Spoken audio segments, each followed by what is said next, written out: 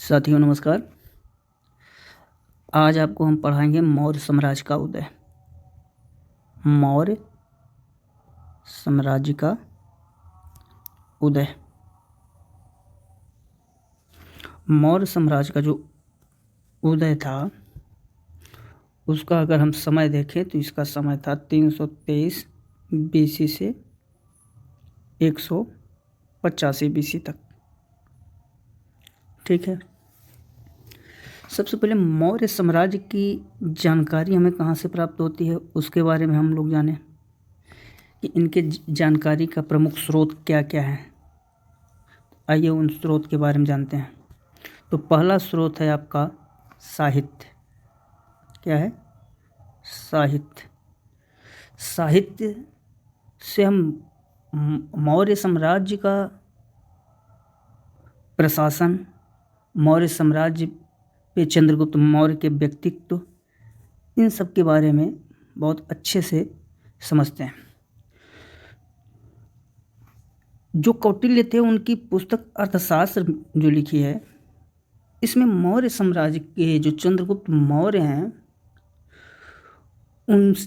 उनके शिक्षा, दीक्षा, प्रशासन सबकी जानकारी मिलती है। इसी प्रकार विशाखदत्त की जो मुद्रा राक्षस है, विशाखदत्त की मुद्रा राक्षस जो है, दत्त की मुद्रा राक्षस, यहाँ से भी हमें जानकारी मिलती है। इसमें चंद्रगुप्त मौर्य को वृषल कहा गया है। क्षेमेंद्र की महाभाष्य से भी जानकारी मिलती है। तो कई ऐसे साहित्यिक स्रोत हैं जहाँ से हमें जानकारी मिलती है। क्षेमेंद्र का क्या था? बृहत कथा मंजरी, वहाँ से भी हमें जानकारी मिलती है। ठीक है। आइए थोड़ा सा बौद्ध ग्रंथ के बारे में जानते हैं। बौद्ध ग्रंथ में देखें तो बौद्ध ग्रंथ में जो दीपवंश है, महावंश है, टीका है, महाबोधि है, महाबोधि हो गया, टीका हो गया, दीपवंश हो गया, दीपवंश हो गया, दिव्यावदान,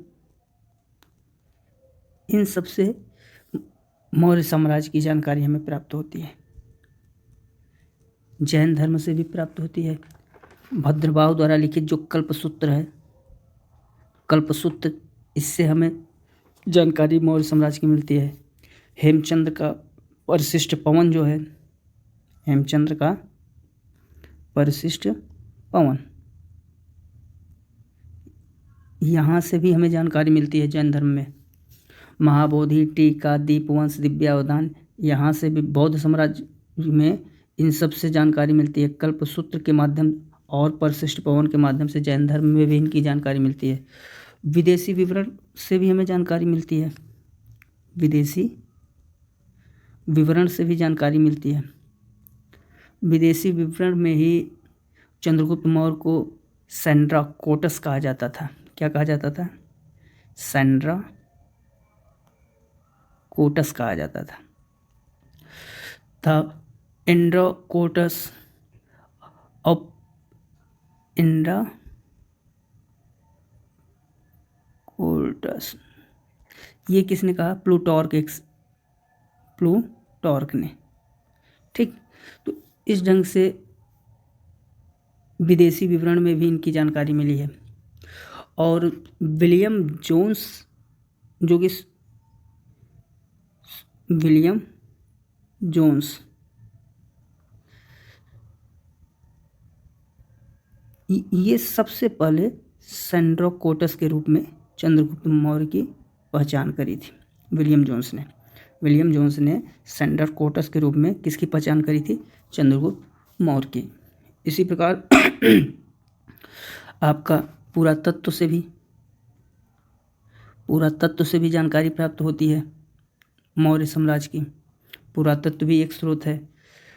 अशोक का जो अभिलेख था, इन अभिलेख से अशोक के शासनकाल के बारे में जानकारी मिलती है। महाक्षत्रप या जूनागढ़ का रुद्रदमन, जूनागढ़ का अभिलेख, या मृदभांड, जो आप जानते हैं मृदभांड उत्तर वैदिक काल के समय आ गए थे, वहाँ से भी जानकारी प्राप्त होती है। सिक्कों से भी जानकारी प्राप्त होती है। उस समय चांदी और तांबे के जो पंचमार्क सिक्के, जिन्हें हम लोग आहत सिक्के भी कहते थे, क्या कहते थे, आहत सिक्के, वहाँ से भी मौर्य साम्राज्य के इतिहास के बारे में जानकारी प्राप्त होती है। तो अगर हम देखें मौर्य साम्राज्य के इतिहास की जानकारी किन से प्राप्त होती है, तो मौर्य साम्राज्य के इतिहास की जानकारी आपका साहित्य से भी प्राप्त होती है। पहला, साहित्य में जैसे ब्राह्मण साहित्य, विशाखदत्त का मुद्रा राक्षस, कौटिल्य का अर्थशास्त्र, बृहद कथा मंजरी, क्षेमेंद्र का पतंजलि का महाभाष्य, सोमदेव का कथा सागर, इन सब से जो है हमें जानकारी प्राप्त होती है। उसके बाद बौद्ध धर्म में भी जानकारी प्राप्त होती है। बौद्ध धर्म में भी हमने बताया आपको, जैसे दीपवंश, टीका, महाबोधि, दिव्यावदान, इन सब महत्वपूर्ण ग्रंथों से भी मौर्य साम्राज्य की जानकारी प्राप्त होती है। उसके बाद जैन धर्म में भी कल्पसूत्र और ये परिशिष्ट पवन, यहाँ से जानकारी आपको प्राप्त होती है। विदेशी विवरण से भी बहुत ज़्यादा जानकारी प्राप्त होती है, जिसमें चंद्रगुप्त मौर्य को स्ट्रेबो नामक एक वैज्ञानिक इतिहासकार था, स्ट्रेबो, उसने इनको चंद्रगुप्त मौर्य को सेंडाकोटस कहा और प्लूटार्क ने इंडोकोटस ये कहा। तो विलियम जोन्स जो था वो पहला इतिहासकार था जो चंद्रगुप्त मौर्य को सेंडाकोटस के रूप में पहचानता है। पुरातत्व से भी बताया हमने, पुरातत्व से भी जानकारी प्राप्त होती है, मृदभांड से भी जानकारी होती है। सिक्के, उस समय जो चांदी और तांबे के पंचमार्क सिक्के, जिन्हें हम लोग आहत सिक्के कहते थे, वहाँ से भी मौर्य साम्राज्य की जानकारी प्राप्त होती है। इतना समझ में आ गया। आगे चलते हैं चंद्रगुप्त मौर्य के बारे में। आइए, चंद्रगुप्त मौर्य। चंद्रगुप्त मौर्य 323 BC से 298 BC तक, ठीक। चंद्रगुप्त मौर्य के माता का नाम अगर आपको बताएं तो इनके माता का नाम था मोरा। क्या था? मोरा। और मोरा का अर्थ संस्कृत में होता है मौर्य। यहीं से मौर्य साम्राज्य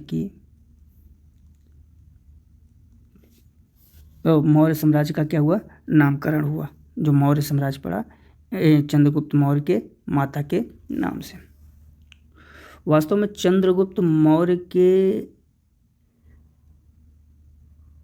गुरु जो थे आपके चाणक्य, इनकी कहानी ये है कि ये घनानंद से अपमानित होते हैं। जब घनानंद से अपमानित होते हैं तो चंद्रगुप्त मौर्य को अपने शिष्य के रूप में पा लेते हैं। फिर चंद्रगुप्त मौर्य की शिक्षा दीक्षा तक्षशिला से होती है। कहाँ से होती है? तक्षशिला से।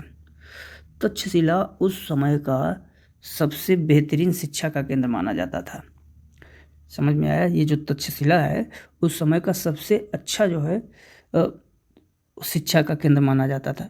तो यहाँ से चाणक्य, जिनको हम लोग विष्णु दत्त भी कहते हैं, विष्णु दत्त, इन्हीं को कौटिल्य भी कहते हैं। और इनकी जो पुस्तक है, इनकी पुस्तक का क्या नाम है? अर्थशास्त्र। अर्थशास्त्र से किसके बारे में जानकारी मिलती है? तो मौर्य साम्राज्य के बारे में जानकारी मिलती है। किसके बारे में?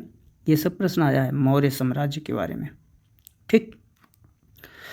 तो चाणक्य अपने अपमान का बदला लेने के लिए चंद्रगुप्त मौर्य को शिष्य बनाते हैं और उनकी शिक्षा दीक्षा तक्षशिला से करते हैं। उसके बाद इन्होंने अंतिम नंद वंश के जो शासक था, नंद वंश का शासक घनानंद था, घनानंद से युद्ध कराते हैं और चंद्रगुप्त मौर्य घनानंद को पराजित कर देता है। और उसकी पुत्री थी दुर्धरा। उसकी पुत्री कौन थी? दुर्धरा। दुर्धरा के साथ विवाह कर लेता है। और घनानंद को मारने में उसकी पुत्री का बहुत बड़ा रोल था। कैसे? चंद्रगुप्त मौर्य दुर्धरा से प्रेम करने लगा। जब चंद्रगुप्त मौर्य और दुर्धरा के बीच प्रेम संबंध स्थापित हुआ तो ये दुर्धरा अपने पिता से इतना ज़्यादा, पूरी प्रजा ही परेशान थी तो परिवार वाले भी परेशान थे। तो ये घनानंद की सारी बातें, सारा प्रशासन की जानकारी सब कुछ चंद्रगुप्त मौर्य को बताने लगे। उसी का इन्होंने लाभ लिया और उस समय मगध नंद वंश के जो लोग थे उन लोगों का साथ मिला और घनानंद को पराजित कर दिया गया। ठीक, जब इन्होंने पराजित कर दिया, पराजित कर कर के ये मौर्य साम्राज्य की नींव डाल देते हैं।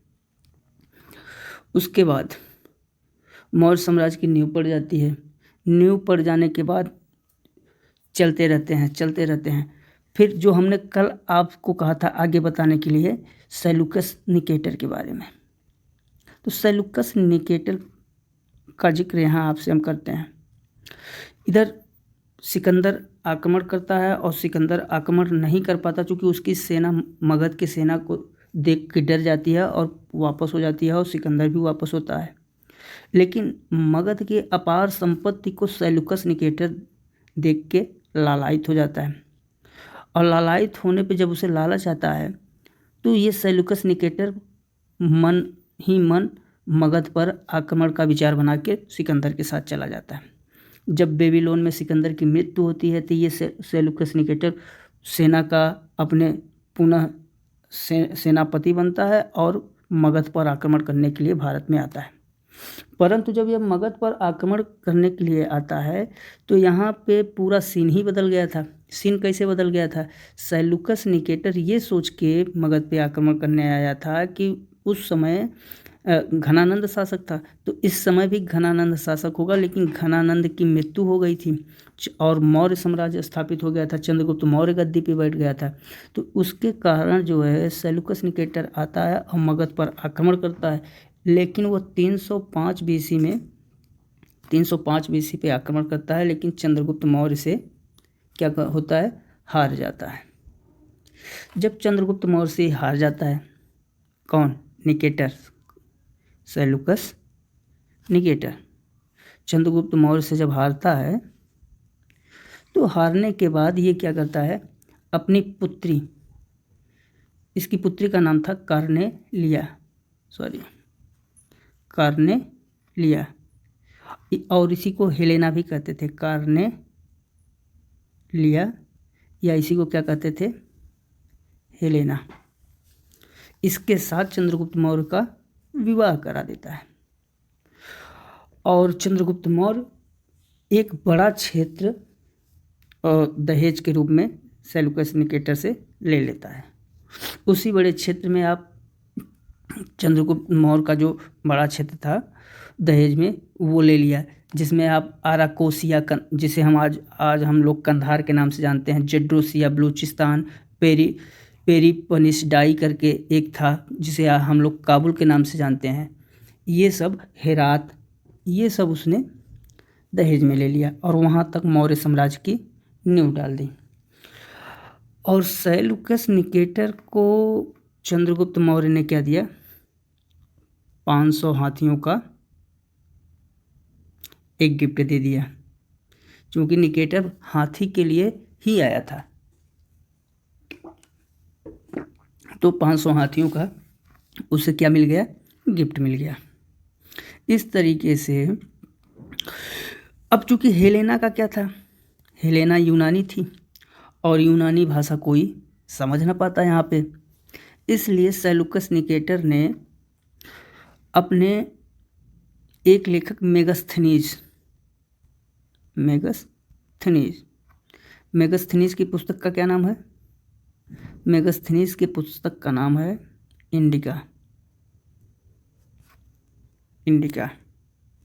और इंडिका से किसके बारे में जानकारी मिलता है? तो इंडिका से मौर्य साम्राज्य के बारे में जानकारी मिलती है। ठीक है। मौर्य साम्राज्य की कला, प्रशासन, इन सब के बारे में जानकारी मिलती है। तो मेगस्थनीज को उसने भेज दिया और मेगस्थनीज ने मौर्य वंश की पूरी पिक्चर क्लियर कर दी। वो कैसे कैसे चंद्रगुप्त मौर्य के समय जो है इनका क्या था, समाज, उस समय का कारीगर के क्या थे, सभासद कैसा था, दार्शनिक क्या थे, ये सब। तो मेगास्थनीज ने जो इंडिका पुस्तक लिखी, उस इंडिका पुस्तक में अपने मौर्य काल को 7 भागों में बांटा। कितने भागों में बांटा? 7 भागों में। कौन कौन से भाग थे? पहला भाग था दार्शनिक, सैनिक, सैनिक के बाद अहिर, किसान, निरीक्षक, कारीगर, सभासद। 1 2 3 4 5 6। एक कौन सा है? निरीक्षक हो गया, दार्शनिक और एक 7। ठीक, तो ये 7 भाग में तैयार किया। फिर चंद्रगुप्त मौर्य ने जो मौर्य वंश की राजधानी बनाई, मौर्य साम्राज्य की राजधानी, तो राजधानी इसने पाटलिपुत्र को बनाया। किसको बनाया? पाटलिपुत्र को। और इंडिका में पाटलिपुत्र को ही पोलीब्रोथा कहा गया है, पोलीब्रोथा कहा गया है। ठीक है, इंडिका में ही पोलीब्रोथा कहा गया है पाटलिपुत्र को।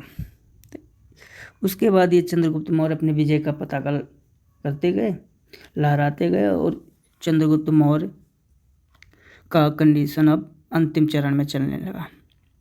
अंतिम चरण में एक समय ऐसा आया जब अकाल की कंडीशन बनी मगध पर। किसकी कंडीशन? अकाल की। और अकाल की कंडीशन पड़ी तो चंद्रगुप्त मौर्य जो कि जैन धर्म स्वीकार कर लिए थे, जैन धर्म को क्या कर लिए थे? स्वीकार कर लिए थे। तो ये अपनी दुर्भिक्षा, जो अकाल पड़ा, उस अकाल के समय ये जैन धर्म के अनुयायी भद्रभाव के साथ चले गए चंद्रगुप्त में। और कहाँ चले गए? कर्नाटक चले गए। किसके लिए? सतलेखना के लिए। ये सतलेखना क्या होता है? सतलेखना होता है उपवास के द्वारा शरीर का त्याग कर देना। यही सतलेखना होता है। तो ये चले गए भद्रभाव, चंद्रगुप्त मौर्य दोनों कर्नाटक, और वहाँ पे उन्होंने क्या किया? सतलेखना करी। और सतलेखना करने के बाद 298 BC में चंद्रगुप्त मौर्य की क्या हो गई? मृत्यु हो गई। जब इनकी मृत्यु हो गई तो मौर्य वंश का जो शासक बना, मौर्य साम्राज्य का शासक बना, वो बना इन्हीं का पुत्र बिंदुसार। तो बिंदुसार के बारे में हम आपको बताएंगे अगले वीडियो में। तब तक के लिए आप पूरा चंद्रगुप्त मौर्य को दोहरा लीजिए। और वहीं बताएंगे जस्टिन के बारे में, क्योंकि जस्टिन भी इन्हीं का पुत्र था। हेलेना थी, हेलेना का ही पुत्र जस्टिन था।